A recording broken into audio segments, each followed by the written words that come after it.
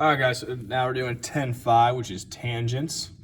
Okay, a tangent is a line in the same plane as a circle that intersects the circle in exactly one point, called the point of tangency. AB is tangent to circle C at point A. AB and ray AB are also called tangents.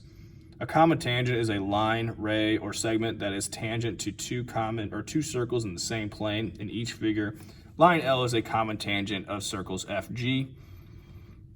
The shortest distance from a tangent to the center of a circle is called the radius drawn to the point of tangency. In a plane, a line is tangent to a circle if and only if it's perpendicular to a radius drawn to the point of tangency.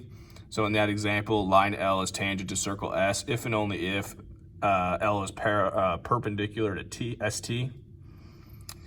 If two segments from the same exterior point are tangent in a circle, then they are congruent. So if AB and CB are tangent to circle D, then AB is congruent to CB. A polygon is circumscribed about a circle if every side of the polygon is tangent to the circle. As you can see here versus here, not good, good. Identifying circumscribed polygons: just because a circle is tangent to one or more of the sides of a polygon does not mean that the polygon is circumscribed about the circle, as shown in the second set of figures. It's got to be all the way.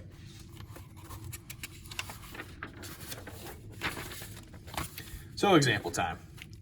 So copy the figure shown and draw the common tangent. If no common tangent exists, state no common tangent.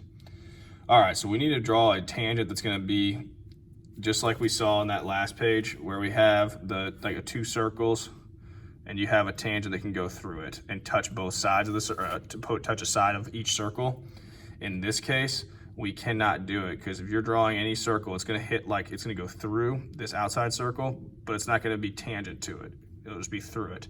So this one has no common tangent. All right, so now these down here. All right, so determine whether FG is tangent to circle E and justify your answer. So what we got to do is we got to do the Pythagorean Theorem to see if A squared plus B squared equals C squared. If they equal each other, it is tangent. If they do not, then it's not. So if I do 6 squared plus 10 squared equals 12 squared, I get 36 plus 100 equals 144. 36 plus 100 is 136. They are not equal, so not tangent. Justify my answer. This is my justification, my math right here. All right, so for this guy right here, first of all, this 24 only goes to the edge of the circle. So we need the whole length to be able to do the Pythagorean Theorem. Okay, from here to here is just a radius, like this one is a radius. So we know this side is 15. So the whole thing would be 39. So then we would have 36 squared plus 15 squared equals 39 squared. 36 squared is 1,296. 15 squared is 225. And 39 squared is 1521. Add those together over here, we get 1521 equals 1521. So yes, they are tangent because they equal. All right, so 4, 5, and 6, I'm gonna try to do my work up here in this space, right up here. But so when we're doing this, find X and assume that the segments appear to be tangent are tangent. So we're assuming tangency here, essentially. So for this one, just like we did up here, we're just solving for X. So we're just gonna do the Pythagorean Theorem. So I'm gonna have 12 squared plus 16 squared equals X squared. And this is number 4. So 12 squared, or 16 squared, 12 squared, excuse me, is 144. 16 squared is 256. 256 plus 144 is 400 equals X squared. Square root both sides, X equals 20.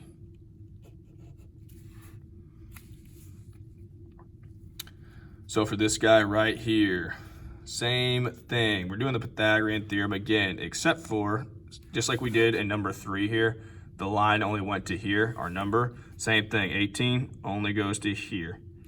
Okay, so this side right here, AD, is the radius, which is x. So A to D is x. So when we do the Pythagorean theorem, we're going to have x squared plus 30 squared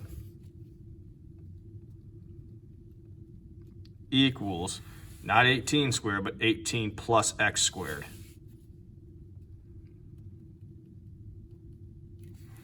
Like that. So we need to multiply this guy out. So we'll have x squared, and then 30 squared is 900 squared, or 900. To do this, we've got to go 18 plus x times 18 plus x and FOIL. So we're going to go ahead and distribute. So I've got x squared plus 900 will equal, and we're going to have 18 times 18, which is 324.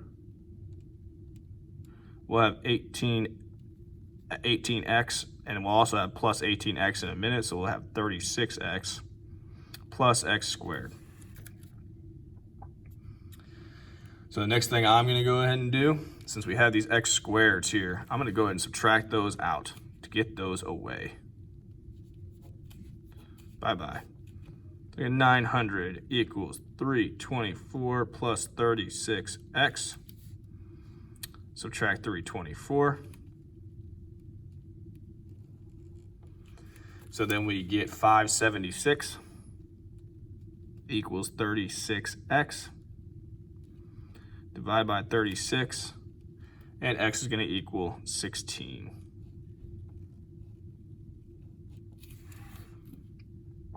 Simple enough. All right, so this one, if these are considered tangent like they are in our question, they tell us to.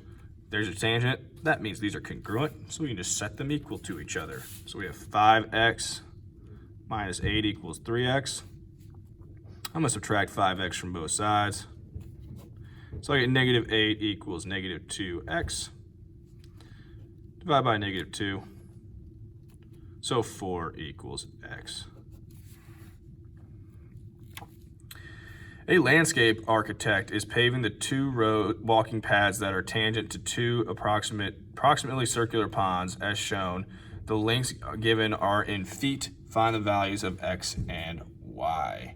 So, to find x's, we're just going to set them equal to each other. X plus 250 will equal 4x minus 500. I'm going to subtract x from both sides. Get 250 equals 3x minus 500. Add the 500 to both sides. So I get 750 equals 3x. Divide by 3, x equals 250. For the y's, same thing. We're just going to set them equal to each other, except for now, if we look, right here, that's x plus 25. Well, we got x, so that's 250, plus 25 is 275. So I'm going to have y equals 275. All right, triangle JKL is circumscribed about circle R. Find x. Well, for finding x, same concept as we have here, except for it's just multiple. So like this little guy, okay, like this, how these are congruent. That means this will be congruent to this. This one will be congruent to this side. This side will be congruent to this side. Okay, so here, let me actually make that better. So this side with this side, so they have 2, they have 3, like that. So to find x, we do x plus 3 equals 4x minus 9. Subtract x, so 3 equals 3x minus 9. Add 9. So we get 12 equals 3x. Divide by 3, so x equals 4.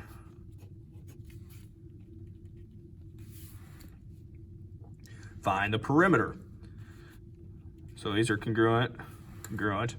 So we've got 12 plus 12, which is 24. 7 plus 7 is 14. plus x is 4, so 4 plus 3 is 7, plus 4, this goes here again, so 4 times 4 is 16, minus 9 is 5. So 24 plus 14 plus 7 plus 5 is 52. And that's all for 10-5.